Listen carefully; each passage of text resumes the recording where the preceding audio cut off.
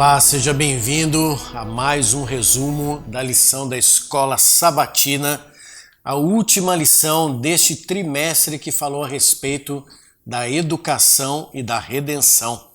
Eu espero que você tenha aprendido muitos conceitos e a importância da educação na transformação de vida e na santificação, na mudança que Deus quer realizar na vida de cada um dos seus filhos. Nós estamos fazendo agora o resumo da lição 13. E a lição 13 falou a respeito do céu, da educação e o aprendizado eterno. E logo de início, ao ler essa lição, eu me lembrei de uma pequena ilustração que eu li há muito tempo atrás, de que havia um rei na época medieval que possuía um bobo da corte, conhecido antigamente como bufão, que alegrava os dias mais tristes e sombrios do rei. Ele era o melhor de todos, sempre fazia o rei e seus convidados rirem a todo momento. E certo dia, esse bufão chegou diante do rei e o rei estava tremendamente triste. E ele conseguiu alegrar o rei de tal forma que o rei ficou tão impressionado que lhe deu um bastão especial. E por mais que você ache que ele não seja especial por causa do termo dado a esse bastão, para aquele bobo da corte era especial. Era conhecido como o bastão da burrice, porque aquele bobo era tão bobo e fez com que o rei risse numa situação tão trágica que ele então recebeu esse bastão especial e guardou com muito carinho. Alguns anos se passaram e quando este rei, certo dia, estava no seu palácio, triste, mais triste do que em todos os momentos decepcionantes de sua vida, foram chamar o bobo da corte para alegrá-lo. Quando o bobo da corte chegou e tentou fazer de tudo para fazer com que esse rei ficasse alegre, sem sucesso, então o bobo se dirigiu ao rei e disse: "Querido rei, nunca o vi assim. Eu não consigo fazê-lo rir, o que aconteceu?" E o rei olhou para ele e disse: "Eu vou fazer uma viagem da qual eu jamais voltarei." O rei estava falando a respeito da morte porque ele descobriu que estava com uma doença terminal. O bobo olhou para ele e disse: "Rei, uma viagem da qual o senhor nunca vai voltar?" Ele falou: "Sim."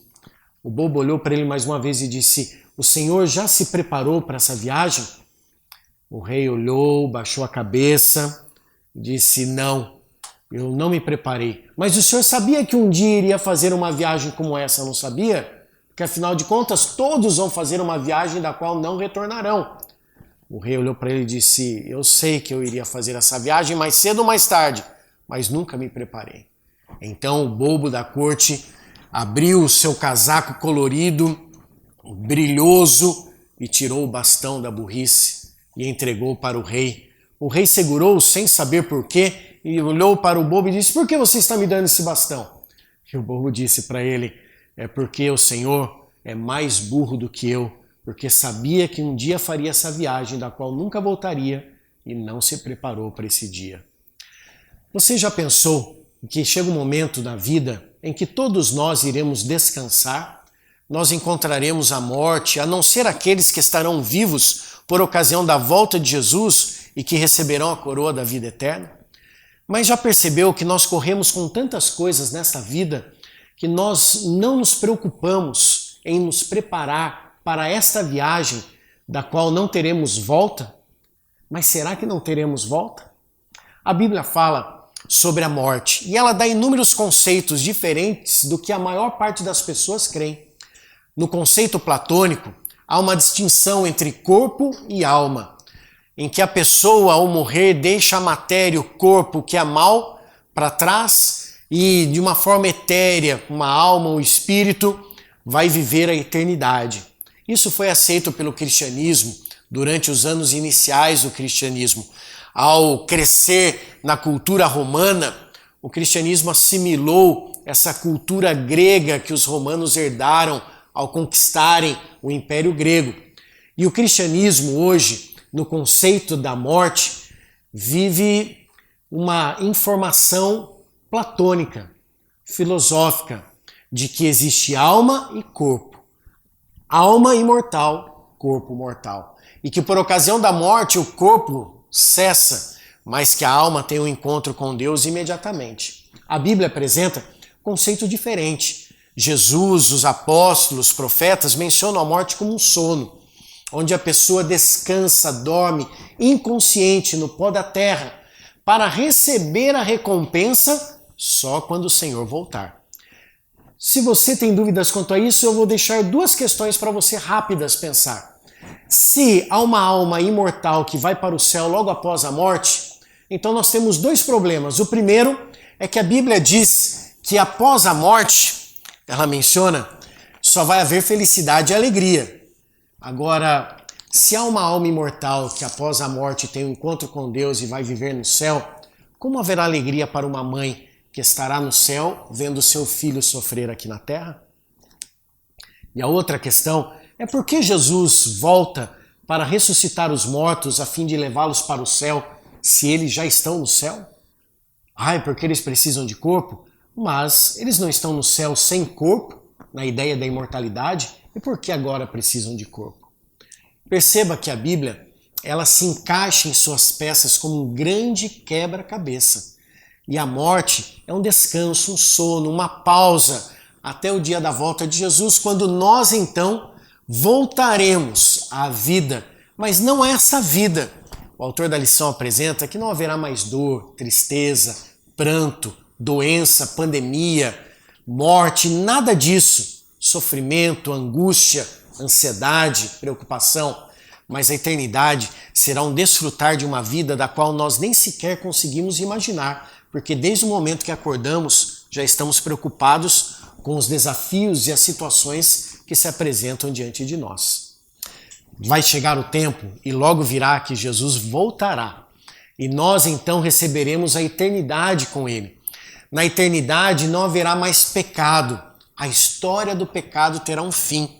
E segundo o profeta Naum, capítulo 1, verso 9, o pecado não vai se levantar pela segunda vez, porque todos os salvos saberão o que o pecado traz, suas consequências.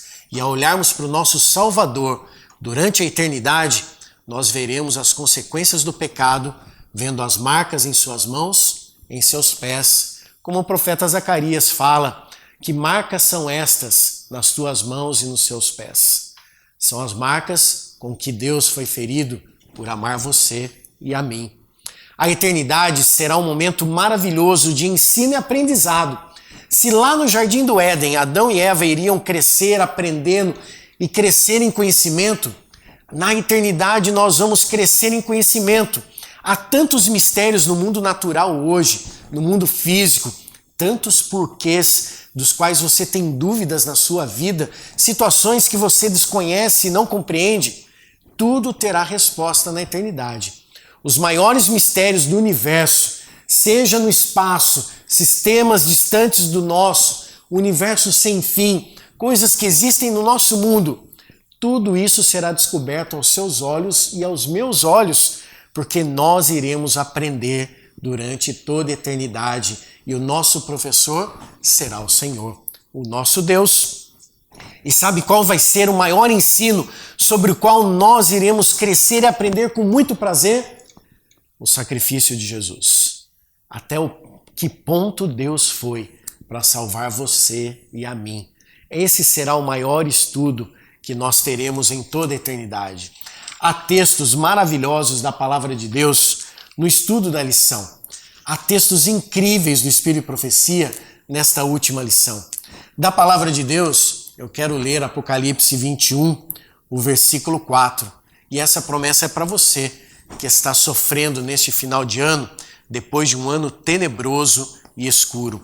Diz aqui o profeta João: e lhes enxugará dos olhos toda lágrima, e a morte já não existirá. Já não haverá luto, nem pranto, nem dor, porque as primeiras coisas passaram. Passaram. Todo sofrimento, dor, tristeza que nós sentimos aqui, enfrentarmos e passarmos, sejam perdas, sejam situações de injustiça, tudo isso não vai parecer tão grande. Na verdade, Ellen White fala que parecerá como nada diante da presença do Senhor e da eternidade. Deus é incrível e maravilhoso. E eu gostaria de encerrar a nossa lição lendo um texto que muitos conhecem. É o último parágrafo do livro Grande Conflito. Está na página 678 desse livro magnífico. O grande conflito terminou. Pecado e pecadores não mais existem. O universo inteiro está purificado. Uma única pulsação de harmonia e felicidade vibra por toda a vasta criação. Daquele que tudo criou, emanam vida, luz e alegria por todos os domínios do espaço infinito, desde o minúsculo átomo até o maior dos mundos. Todas as coisas, animadas e inanimadas, em sua serena beleza e perfeita alegria, declaram que Deus é amor.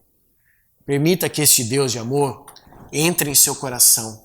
Tenha um relacionamento e uma experiência verdadeira e diária com Ele hoje, para que o Espírito Santo continue o processo de transformação que Ele precisa realizar na sua vida, na minha, para que muito em breve, logo quando o Senhor voltar nas nuvens dos céus, todos nós possamos receber de suas mãos a coroa da vida eterna e assim desfrutarmos da eternidade ao lado do Senhor.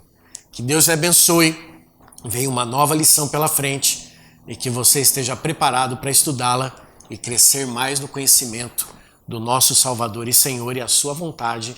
Um abraço, lembrando a você que todo esse projeto foi um projeto do Departamento de Educação da Associação Paulista Central e nós estamos muito felizes em poder participar desse trimestre junto com você.